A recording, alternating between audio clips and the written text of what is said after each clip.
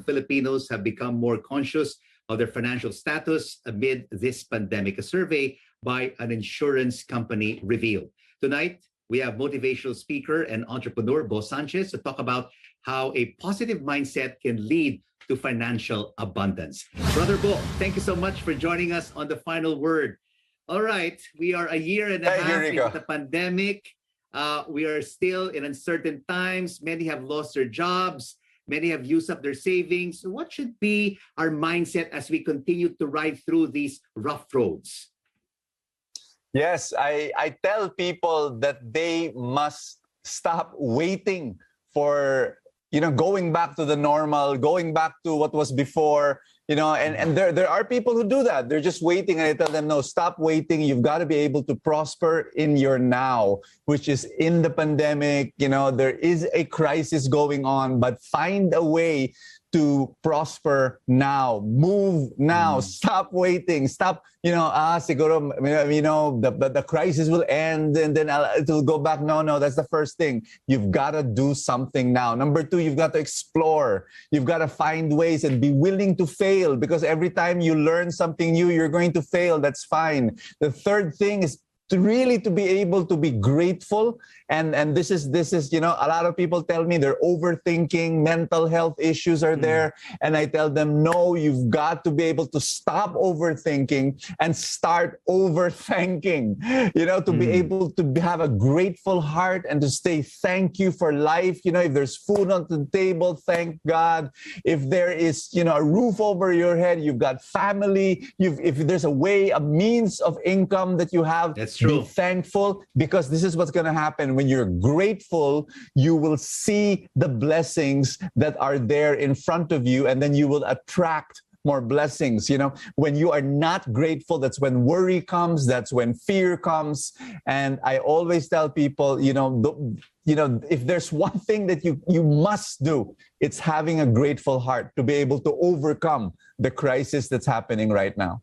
Absolutely. Think of the now, have a grateful heart, because, a lot of people right now, problems are just eating them up, right, Brother Bo? And of course, in just a few hours' time, Filipinos officially welcome the Burr months, which is ushering the longest Christmas celebration in the world. Everyone wants to have at least a Merry Christmas amid these difficult times, but some of them don't have jobs, but they still have to prosper in the now, as you say. Absolutely. And I tell people, from even before the pandemic, my refrain that I share to people always is you've got to have multiple streams of income, not just one. Because, for many Filipinos, it's just their job. That's their only source of income. I tell them, why not have two? Why not have three? And especially in a crisis like now, when jobs and companies, so many changes are happening. And I tell people, why not start a sideline? So right now, if you do not have a job, look for a way by which you can become an entrepreneur. Find an online part-time job, find a way to sell something, and sure, you might say, that's not me. That's not my comfort zone. Precisely. Yes. You've got to get out of your comfort zone and find ways by which you can add income streams into your life. That's true, brother. No, a lot of people are saying, this is not my job. This is not my skill set. I don't know how to do this job or that job. This is only what I can do. But of course, when you have no job and you just have some savings, of course, there are many people who are also quite vulnerable, brother. They look into some questionable investments because they also want to make their savings grow. How do they deal with that, Brother Bo?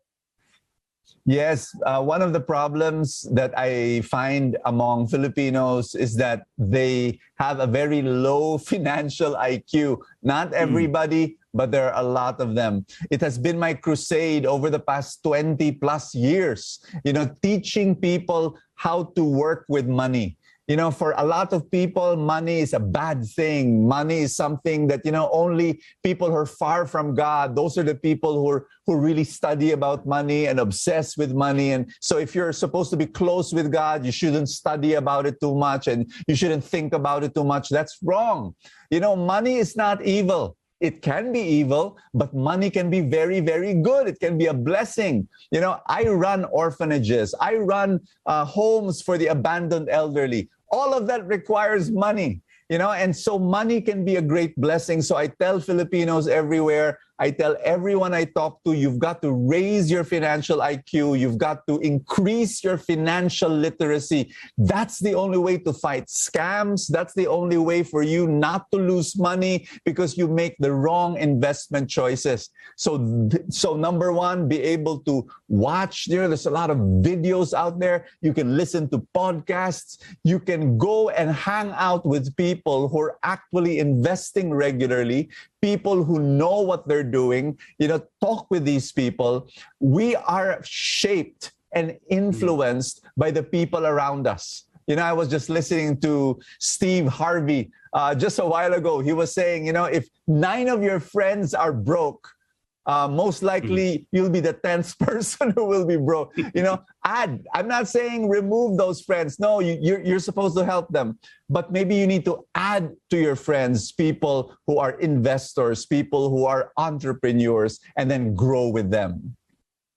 Thank you so much for this inspirational advice, Brother Bo Sanchez, motivational speaker and financial coach.